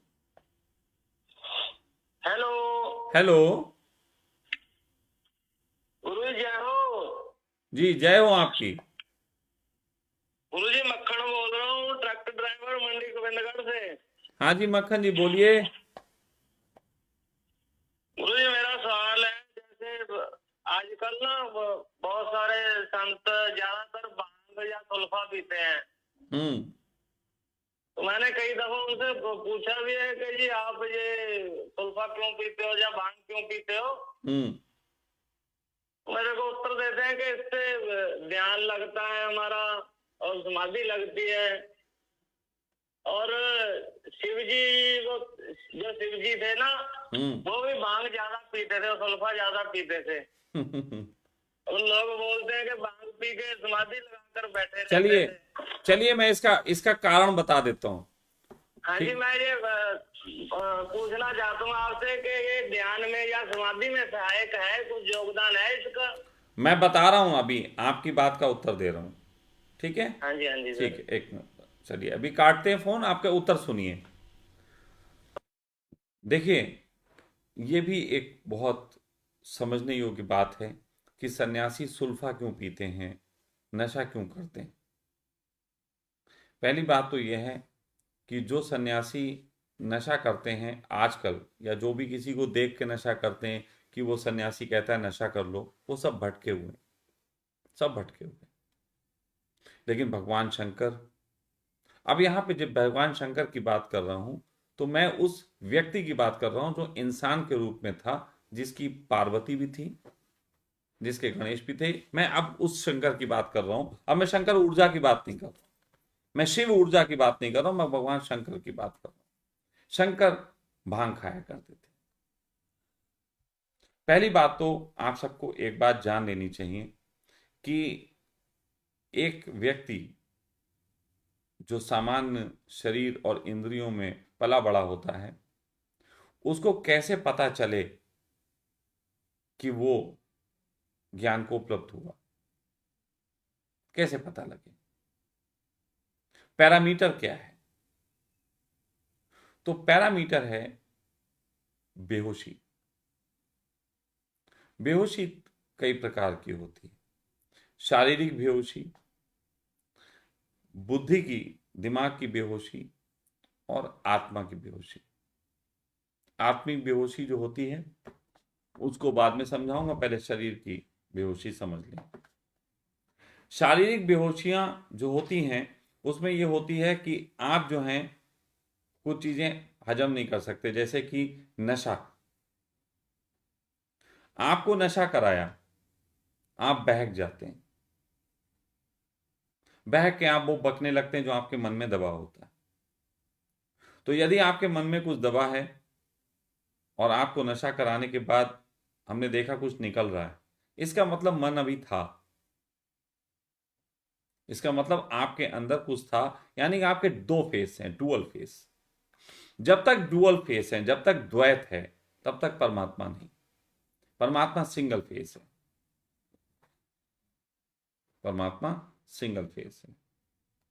दूसरा होता है शरीर की, जो एक और स्थिति की बात कहूं, और उस स्थिति में शरीर जो है वो तामसी, एक आपने सुना होगा तामसी, तमस। तामसी का अर्थ होता है कि जिसे खा के, भोजन के संबंध में तामसी किया जाता है, जिस भोजन को खा के आपको नींद आए। यानी कि आपने सोचा कि मैं आज जगूंगा, पूरी रात जागरण करूंगा, लेकिन आप करने लगे। इसका मतलब है आपने ऐसे भोजन लिए जो गरिष्ठ भोजन है, वो गरिष्ठ भोजन को लेके आपके अंदर से तमस पैदा हुआ और आपको नींद आई। इसीलिए जो होते हैं साधक, जो ऋषि, वो बहुत ऐसा भोजन लेते हैं जिससे उनके शरीर पे बहुत दबाव ना पड़े। लेकिन वो तो ऋषियों का काम है। अब अगर तुम कहो कि तुम्हें स्पोर्ट्स में जाना है, मोहम्मद अली से लड़ना है, अब तुमको हम भी नॉनवेज नहीं खाएंगे, नॉनवेज गरिष्ठ होता है, तो ये तो कोई बात नहीं हुई। शरीर को फिर उस तरीके के प्रोटीन चाहिए, तो नॉनवेज का भी उपयोग होगा, मीट का भी उपयोग होगा, दूध का भी उपयोग होगा। दूध भी एक तरीके का सूक्ष्म रूप से मीठ ही है। अगर आपको गाय का दूध, तो गाय का दूध भी मीठ ही है, उसमें भी हिंसा है। अगर अहिंसा की बात कहो कि गाय के दूध में अहिंसा होती है, तो मैं नहीं कहूँगा, क्योंकि कोई भी दूध माँ के स्तन में अपने बच्चे के लिए आता, वो तुम्हारे लिए तो आता नहीं। और तुमने किसी के बच्चे का दूध छीना, तो तुम कितने अहिंसक हो इसकी गणना तुम स्वयं कर लो। चलो खैर, उससे आगे बढ़ जाते हैं, वरना मामला भी दूसरी दिशा में चला जाएगा। तो होता यह है कि तीन चीजें जो हैं वो दो तरीके के साधक होते हैं, उनके बारे में थोड़ा पहले बात कर लेते हैं, फिर आपको ये बात पूरी समझ में आएगी। पहले साधक जो होते हैं योगी होते हैं। योग, एक एक चीज है योग, और एक है तंत्र। योग के जो साधक होते हैं वो अपने को जगत में बहुत स्वीट स्वीट और बहुत साफ सुथरा रखते हैं। इसलिए योगी जो है वो सफेद वस्त्र पहनता है, साफ सुथरा। योगी सही भाषा का उपयोग करता है। योगी सात्विक भोजन लेता है। योगी समय पे सोता है। इसलिए एक योगी का क्षेत्र है। लेकिन एक होते हैं तांत्रिक। तांत्रिक थोड़े दूसरे ढंग से जीता है। तांत्रिक कैसे भी वस्त्र पहन सकता है, ज्यादातर काले पहनता है। तांत्रिक कुछ भी खा सकता है। तांत्रिकों के बारे में आपने सुना होगा, मीट भी खा जाते हैं, मुर्दा भी खा जाते हैं, मैंने तो देखा भी है। तो तांत्रिक मुर्दा भी खा सकते हैं। फिर तांत्रिक हुलालाला और बहुत उल्टी सीधी बात भी कर सकते हैं। अब हुलालाला ही कहा है मैंने, अभी समझ लो, उसमें ऐसा नहीं कहा जिसके अभी आगे बीप बीप करना पड़े। तो तांत्रिक ऐसी भाषा में भी बात कर लेंगे, भाषा की भी उनमें संयमता नहीं होती। तो शिव जो थे वो इस पृथ्वी के पहले तांत्रिक थे। तो योगी जो होते हैं वो अलग ढंग से चलते हैं, तांत्रिक अलग ढंग से चलते हैं। लेकिन तांत्रिक एक चीज करते हैं, खास तौर पे वो तांत्रिक जिनका कोई गुरु नहीं होता। क्या आपने भगवान शंकर का कोई गुरु सुना? आप बता सकते हैं कि उनका कोई गुरु था? जब कोई जीवन में अपने आप एक साधना करता है तो वो अपने आप ही अपनी टेस्टिंग भी करता है। अपने आप अपनी टेस्टिंग भी करता है। तीन चीजें तांत्रिक लोग टेस्ट करते हैं। तीन चीजें, आपने सिर्फ एक जानना चाहा था, मैं तीन बता रहा हूं। तांत्रिक मांसाहार करते हैं, जिससे वो चेक करते हैं कि क्या उनके शरीर पे कोई तामसी प्रभाव पड़ता है कि नहीं पड़ता है। अगर तामसी प्रभाव नहीं पड़ता है, मांसाहार खा के भी वो रात भर अघोर साधना कर सकते हैं, तो इसका मतलब वो टेस्ट में पास है। दूसरा होता है मदिरा पान, शराब पीना। मदिरा पान भी करके ये देखा जाता है जुबान लड़खड़ा रही है कि नहीं लड़खड़ा रही है, होश है कि नहीं है। तो एक तो होता है शरीर की, जिसमें शरीर नींद आ जाएगी, ये पहले स्तर की बेहोशी। दूसरे स्तर की वो है कि कहीं कदम तो नहीं लड़खड़ा जाएंगे, रास्ता तो नहीं भूल जाएंगे, तो दूसरे स्तर की बेहोशी। दूसरे स्तर की बेहोशी को चेक करने के लिए होता है मदिरापान, नशा।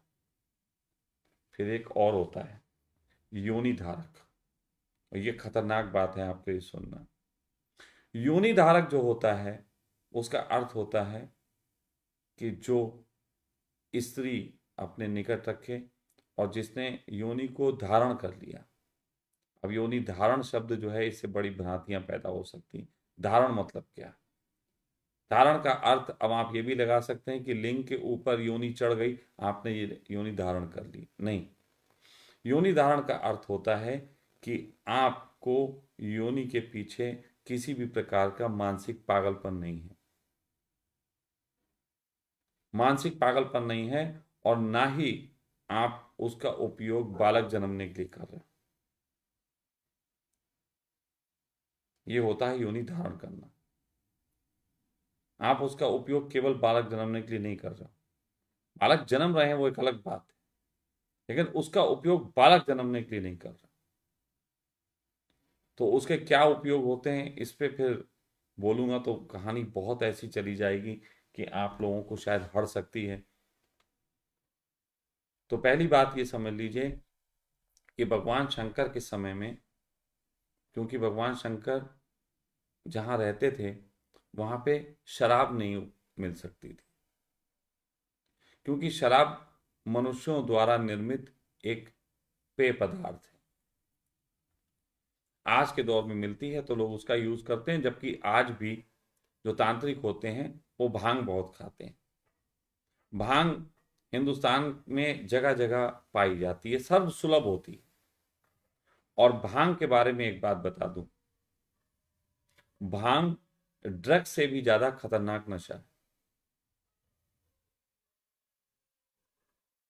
भांग दुनिया का एकमात्र नशा है जो 3 दिन तक सर पे चढ़ा रहता है। भांग एकमात्र नशा है जिससे सेल्फ हिप्नोटिज्म होता है। भांग की काट आज तक नहीं है। तो यानी कि मैं कह रहा हूं कि टॉप का नशा है भांग, क्योंकि हेरोइन भी और जितने भी और नशे हैं ये मैन मेड हैं, लेकिन साधक नेचर से जो मिलता है, नेचर मेड, वो नशे करके टेस्टिंग करता है, क्योंकि नेचर का हिस्सा है। तो भगवान शंकर भांग खाया करते थे। भांग खा के वो अपनी टेस्टिंग करते थे कि क्या मेरा मन मेरे काबू में रहेगा या भटक जाएगा। वो अपनी टेस्टिंग से गुजरते थे। अब ऐसी स्थिति में भगवान शंकर को देख के कोई एक भांग खाने लगे कि भगवान शंकर महान थे इसलिए कि भांग खाते थे, और वो भांग खाना शुरू करते, ये मूर्खता है। अपनी टेस्टिंग करने के लिए भांग खाना, अपनी टेस्टिंग करने के लिए मांसाहार करना, अपनी टेस्टिंग करने के लिए योनि धारण करना, ये एक अलग चीज है। और दूसरे को देख के खुद पीने लग गए और बेहोश होके पड़ गए, इसमें कोई साधना नहीं, इसमें कोई साधना नहीं। कोई भी नशा तुम्हें साधक नहीं बना सकता, हाँ उद्दंड बना सकता है। उसका एक कारण है, एक साधक की आंखें और एक नशेड़ी की आंखें एक जैसी होती। मेरी आंखें देखो, मुझसे अक्सर लोग पूछते हैं आप क्या नशा करते हो। हुक्का समझते हैं वो मुझे नशा करते हो। मैं हुक्का क्यों पीता हूं उसके कारण मैं कई बार बता चुका हूं, लेकिन मैं कोई नशा नहीं करता। हाँ किए हैं, खूब किए, खूब टेस्टिंग की है हर चीज की, लेकिन अब नहीं। टेस्टिंग के लिए था, रोज थोड़ी ना। आपने कभी ऐसा सुना कि शंकर कहीं ग्रंथ में लिखा हो कि पार्वती से बोल रहे हैं कि मेरे भांग के 2 गोले ले आओ। उन्होंने खाई, टेस्टिंग की अपनी, और सहज है तो सबको बताई भी कि टेस्टिंग कर रहे हैं। लेकिन वो उसके आदी नहीं थे, वो नशेड़ी नहीं थे। मैं हुक्का पीता हूं, आपको पता है, लेकिन उसका आदी नहीं हूं। मैं 3 दिन आंदोलन में था तो मैं क्या हुक्के के लिए बेचैन था? नहीं। मैं अपने शरीर से, अगर हुक्का नहीं होता है तो 2-3 सिगरेट देके काम चला लेता हूं, और अगर वो भी ना हो तो वो भी नहीं पीता। ऐसी बात नहीं है मुझे कोई बेचैनी है, कोई बेचैनी नहीं। मैं कई बार होता है ऐसे दिन गुजर जाते नहीं पीता, किसी भी चीज का मैं आदी नहीं हूं। लेकिन ये मेरे अपने साथ का प्रयोग है। अब मुझे देख के कोई ये पिए कि सखा जी पीते हैं तो मैं भी पीऊंगा, तो मरोगे। और तुम जो पी रहे हो वो भी अपने मन से पी रहे हो। जीसस को चाहने वाले जीसस को देख के सूली तो नहीं लटक जाते।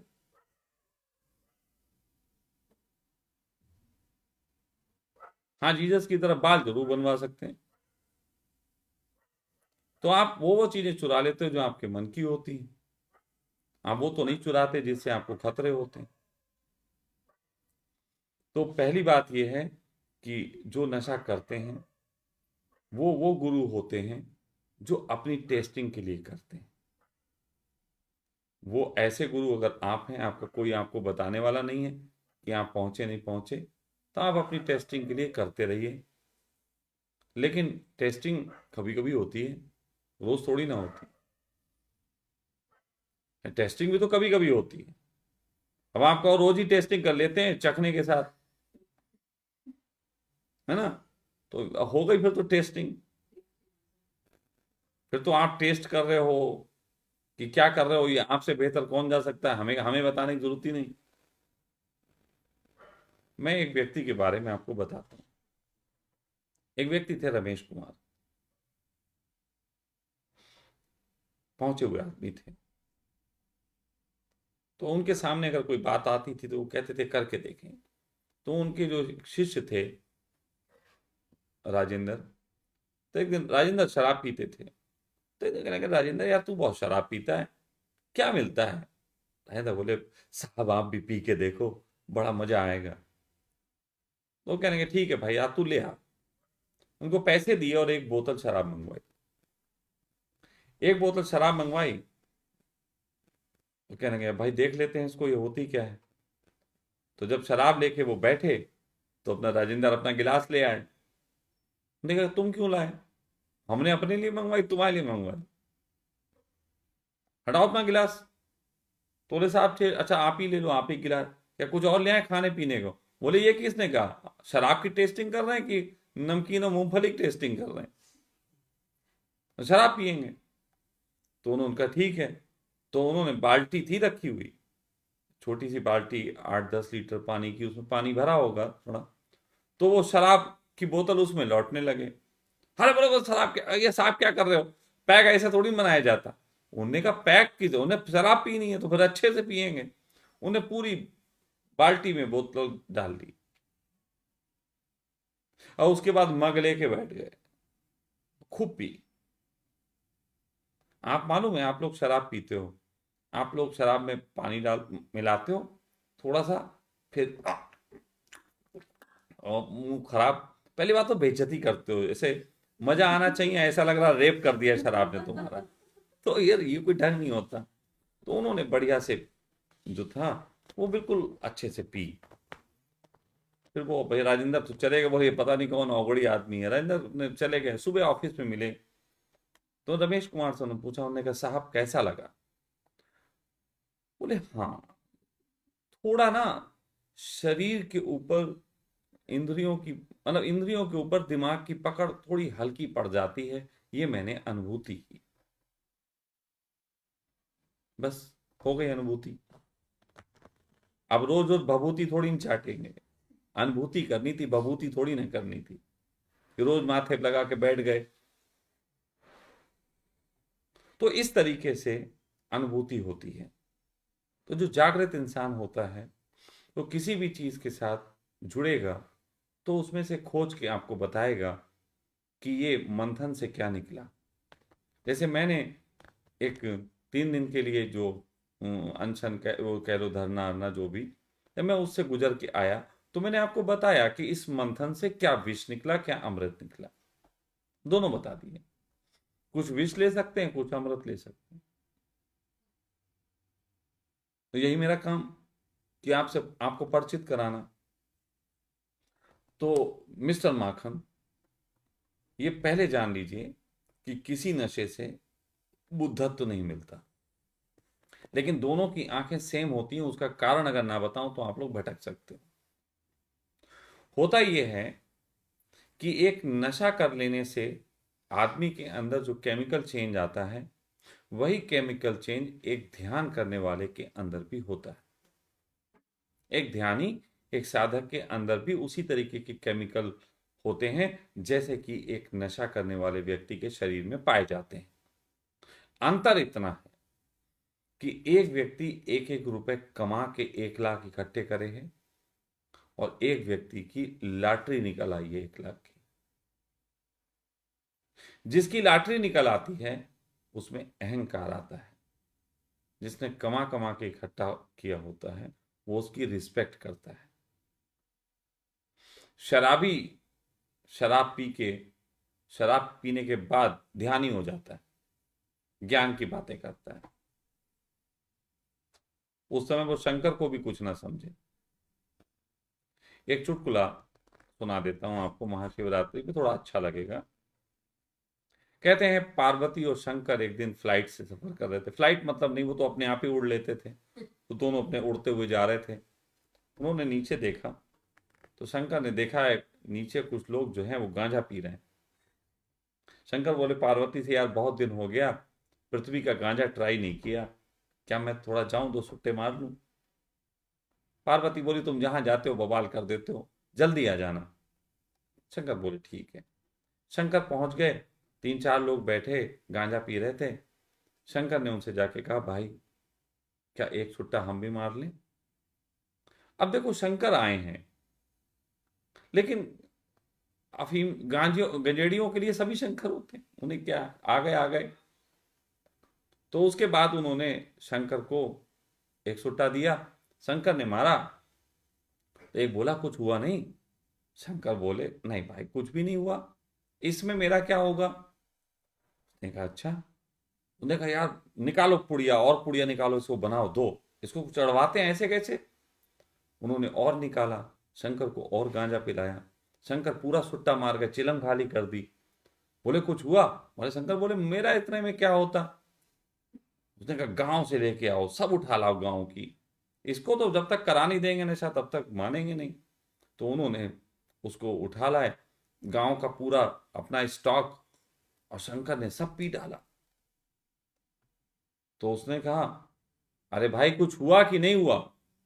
शंकर बोले यार इसमें मेरा क्या होगा, मैं शंकर, मैं भगवान शंकर, मुझे कोई इतने में कुछ हो जाएगा? तो एक बोला अब हो गया इसको। बोले अब इसको हो गया, अब इसका काम हो गया जो अपने को शंकर बोल रहा है। तो तो इस तरीके से जो चीजें होती हैं तो वो भी हो जाती हैं कि किसी व्यक्ति को आप कुछ भी नहीं समझते हैं, आप उसको नॉर्मल अपने जैसा समझते हैं, जैसे आप सुट्टे मार रहे वैसे उसे सुट्टे मारने वाला समझ लेते हैं। कई बार मैं लोगों से कहता हूँ मित्रवत, मेरे यहाँ बियर ईयर सब कुछ होती है, सब कुछ रहता है, मैं नहीं पीता। जैसे मेरा भाई ले लेता है तो उसको दे देते हैं कभी कभी, या कोई मित्र आ गया तो उसको दे देते हैं। लेकिन कोई मेरे पास इसलिए आए कि स्वामी जी पिलाएंगे पिलाएंगे, विश्वास मानना मैं बड़ा ताड़ लेता हूँ इस मामले में, उससे तो मैं पूछता भी नहीं। अब देखो रवीना हंसी कहती होगी इसलिए मुझसे भी नहीं पूछा बियर ईयर। खैर, तो बात ऐसी है कि आप किसी को शराब पीता देख के शराबी मान लें, या फिर किसी गुरु को शराब पीता देख के आप ये मान लें इसके आनंद का कारण ये है, तो ये सिर्फ एक आपकी भूल है, सिर्फ आपकी भूल है। और हाँ, नशा करके बहुत लोग ज्ञान की बातें कर सकते हैं, लेकिन वो ज्ञान उनके अनुभव का नहीं होगा, वो किताबी होगा। और इसके लिए मैं कई बार कहता हूँ जानकारियां किसी भी उम्र में आ सकती हैं, अनुभव के लिए एक उम्र की जरूरत पड़ती है। मैं आपसे गारंटी से कहता हूं कि आप मुझे पूरा सुनने के बाद इसी लेक्चर को खुद बोल के देखिए, आपको पता लगेगा कि आप नहीं बोल पाएंगे, क्योंकि आपके पास शब्द होंगे, केवल शब्द, बहुत याद कर लोगे तो शब्द याद कर लोगे, लेकिन वो अनुभूति कहां से लाओगे जो मैं इसके पीछे बोल रहा हूं? तो वो अनुभवों से आती है। मेरा ज्ञान किताबी नहीं है, मैं किताबों से चाट के आपको नहीं बोल रहा, मैं अपने अनुभव से जो गुजरी है जीवन में उनकी बातें कर रहा हूँ। मैं यहाँ रफ़ी के और लता के नगमों की जो किताब आती थी पहले, उसे पढ़ के गाने नहीं गा रहा हूँ, मैं बाथरूम सिंगर हूँ, अपनी मौज में गुनगुना रहा हूँ। ये बात ध्यान रखने की जरूरत है। बाकी और कोई प्रश्न है देखते हैं। फोन की घंटी तो बजती थी बीच बीच में, लेकिन उठाई नहीं, उनको कॉल बैक कर लो।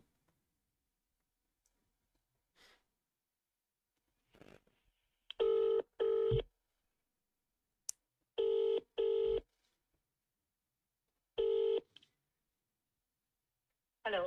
हेलो, हाँ जी। आपने कॉल किया था? या एक्चुअली यस मिस्टर शशांक, जी राइट? शशांक हाँ जी, सॉरी जी। सॉरी सर, नमस्ते जी आपको। मैं नेहा नमस्ते बात कर रही हूँ पुणे से। जी, 2 बताइए। Minute Shruti, 2 minute sorry sir, just wanted to ask you this thing कि है ना प्लीज रुद्राक्ष का हम प्लीज लोगों टेल में मी, बहुत, please tell me in Hindi. Yes yes sorry, rudraksha का हम लोगों में बहुत महत्व माना गया है, जी तो उसके उसके बारे में आप बोलेंगे कुछ भी जो भी आपको सही लग रहा है, क्योंकि मुझे लगता है जैसे बहुत सारे फल होते हैं वैसे ये भी एक फल है। कुछ के ड्राई फ्रूट्स बनाकर हम खा लेते हैं, इसको ड्राई करके हम गले में धारण कर लेते हैं। रुद्राक्ष के रुद्राक्ष के महत्व ऊपर हो मेरा तो एक बताइए। रुद्राक्ष के ऊपर मेरा एक पूरा वीडियो है। लिंक। अभी मैं उसका लिंक जो है इसमें बोल देता हूँ, बच्चे डाल देंगे जो ये हाँ वीडियो जी चल सर। रहा है इस समय। तो आप रुद्राक्ष के ऊपर उसको पूरा सुन सकते हैं और आपको चीज़ें जो मैं कहना चाहता हूँ आपको उसमें समझ में आ जाएंगी। ओके जी, ठीक है। जी जी, thank you so thank much. You, thank you. Yeah, bye bye.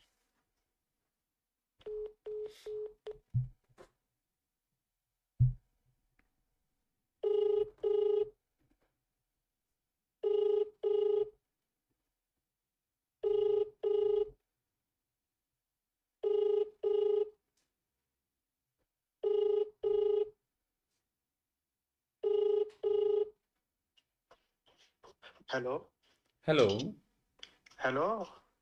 हाँ जी, Shashank ji, good evening. Good evening. मैं दिल्ली से बात कर रहा था, प्रशांत। जी प्रशांत जी बताइए। वो एक्चुअली मुझे लग रहा है कि मैं थोड़ा लेट हो गया, क्योंकि मैंने देखा था व्हाट्सएप पे, जो हमारा ग्रुप है 8 PM क्रांति पे, कि अगर शिवरात्रि के रिगार्डिंग कुछ क्वेश्चन करने हैं तो मैं कर सकता हूँ इस पे लाइव जी जी कॉल करके। तो मुझे जी। लगा कि शायद लेट हो गया आप ज्यादा। नहीं नहीं, कोई बात नहीं, आप करिए, मैं अभी इस समय लाइव ही हूँ। अच्छा अच्छा, अभी भी लाइव हैं आप? जी, आप सुने जा रहे हैं लोगों द्वारा। अच्छा, ओके, थैंक यू। तो मैं एक्चुअली यही पूछ रहा था, मैं दिल्ली से ही हूँ। आप अभी दिल्ली भी आए थे जब प्रदर्शन करने के लिए, तो मैं वहां पर आया था, लेकिन मुझे पता लगा आप निकल गए हैं, तो मैंने आपको एक वॉइस मैसेज भी किया था। आप शिवरात्रि पे बात कर लें प्लीज, बाकी चीजें छोड़ दीजिए इस समय। ठीक है, ओके। मैं बस ये पूछना चाहता था कि शिवरात्रि पे ऑफिस की छुट्टी है हमारी, तो हम सब पूरी फैमिली, मम्मी है, बेबी है, वाइफ है, तो हम सब मिलके उसको सेलिब्रेट कैसे करें घर पे? बस जैसे मैं यही जैसे पूछना मौत को करते हैं, हाँ जी, जैसे मौत को करते हैं शिवरात्रि को वैसे ही सेलिब्रेट करना मौत चाहिए। को, ठीक है। अब मौत को सेलिब्रेट तो लोग करते नहीं, मौत का तो मातम मनाते हैं। हाँ जी। और शिवरात्रि शिव की ऊर्जा मृत्यु की ऊर्जा है। हाँ जी। भगवान शंकर अघोर ऊर्जा से जो हैं वो ओतप्रोत हैं। हाँ जी। तो अगर कोई व्यक्ति कहे कि मुझे शिवरात्रि मनानी है, तो मैं कहूंगा मृत्यु का उत्सव मनाने की कला शिवरात्रि मनाने की कला है। ओके। अगर कोई व्यक्ति मृत्यु का उत्सव मनाने की कला नहीं जानता तो वो शिवरात्रि मनाने की बात भी ना करे, ठीक है ना। तो हाँ जी। इसीलिए मैंने कहा कि मृत्यु के उत्सव जैसे मनाते हैं वैसे, लेकिन मृत्यु के उत्सव मनाना हमें हमारी संस्कृति में सिखाया ही नहीं गया कि कैसे मनाना चाहिए। लेकिन एक चीज है जो हमारी संस्कृति ने हमें सिखाई है मृत्यु के उत्सव के रूप में। अगर आप उस तरीके की चीजें कर सकें तब भी आप शिवरात्रि मना सकते हैं। इस बारे में थोड़ा मैं बताना चाहूंगा। अभी आपका फोन काट देता हूँ, अगर आप लाइव देखेंगे तो आपको सुनाई दे जाएगा। ठीक है। अभी लाइव किस चैनल पे? इस समय आप सखा धर्मा या ऑर्गेनिक वाले सखा पेज पे आ सकते हैं। फेसबुक। आपको फिलहाल जो है, चलिए आप अभी यहीं सुन लीजिए, ऑन रहिए, कोई बात नहीं। मैं सभी लोगों को बता देना चाहता हूं कि हमारे देश में जो होता है मृत्यु का उत्सव वो भी सिखाया गया है, लेकिन आपको शायद बताया नहीं गया कि दिस इज उत्सव। आपने देखा होगा कि जब किसी व्यक्ति की शव यात्रा निकलती है तो शव यात्रा पे एक शब्द बोला जाता है कि राम नाम सत्य है, हरि का नाम सत्य है, ये बोला जाता है। और हाँ जी।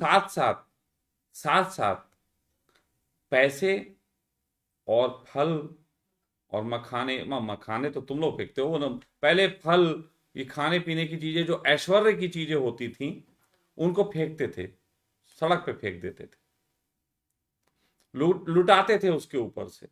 कि जब ये एक सिंबल है कि जब कोई व्यक्ति जाता है तो व्यर्थ है सब, फिर पैसा व्यर्थ है, फिर और चीजें व्यर्थ हैं, और सत्य है केवल कि राम नाम सत्य है, हरि का नाम सत्य है। अगर वो जान गया तो जीवन जी गया, अगर नहीं जाना तो जाते जाते उसको बताते हैं। कहते हैं कि जब तक इंसान अंत्येष्टि नहीं हो जाती तब तक उसकी रूह जो होती है उसके निकट होती है। बेहोशी में मरे आदमी की रूह उसके निकट नहीं होती, थोड़ा सा भी जागरण में मरा है तो उसकी रूह जब तक जलाया नहीं जाता तब तक मौजूद होती। तो इसलिए रूह मौजूद होती है तो उसको भी जाते जाते बताया जाता है कि राम नाम सत्य है, हरि का नाम सत्य है, और ये जो तूने पैसे कमा के रखे थे ये व्यर्थ है। तो यदि शिवरात्रि वाले दिन आप गहरे में इसी उच्चारण को करें और बिल्कुल ऐसे कि जैसे आपकी शव यात्रा निकल रही है, आपकी, यहां पे दूसरे की नहीं, आपकी, आप फील करें, आप फील करें कि हमारी शव यात्रा निकल रही है और लोग साउंड कर रहे हैं राम नाम सत्य है, हरि का नाम सत्य है, और साउंड करें, इस चीज को बोलें, अपने मुंह से बोलें, अपनी स्वयं की यात्रा में अपने मुंह से बोलें कि राम नाम सत्य है, हरि का नाम सत्य है, बाकी सब व्यर्थ है। अगर आप ये रात में जागते हैं और इसका उच्चारण करते हैं, मैं आपसे गारंटी से कहता हूं, इसी वक्त कहता हूं, आप इसको पूरे भाव के साथ करके देखें, अपने आप को लाश के रूप में रख के देखें। रूप में रखकर मतलब सजाने को नहीं कह रहा हूं, भाव करें कि आप लाश हैं, और इस संकल्प के साथ कि आप जा रहे हैं और आपको कोई कह रहा है कि राम का नाम सत्य है, हरि का नाम सत्य है, तो उस रात आपके मनस्तल पे कुछ ऐसा जरूर होगा जो मरेगा। वो संसार की चाहते हो सकती हैं, वो धन के प्रति भागदौड़ हो सकती है, वो जीवन की दूसरों को नीचा दिखाने के लिए की गई प्रयास, तो वो सब हो सकते हैं। कुछ ना कुछ गिर जाएगा, और अगर वो गिरा तो शिवरात्रि आपके लिए एक नई सुबह बनेगी।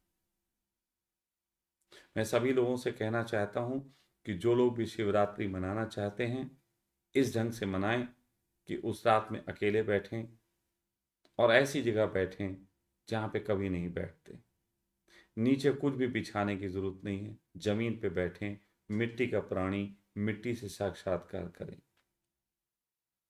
किसी भी प्रकार का आयोजन ना करें, किसी भी प्रकार की पूजा ना करें, स्वयं को लाश रूप में महसूस करके राम नाम सत्य है, हरि का नाम सत्य है, ये बोलें। आपको शिवरात्रि का प्रसाद मिले, ऐसी मेरी आकांक्षा है, और निश्चित ही आप थोड़ा अपने जीवन में एक नया उजाला पाएंगे। हाँ जी। इससे ज़्यादा मैं आज कहने योग्य अपने को नहीं पाता, इसीलिए यहीं पे समाप्त करूंगा।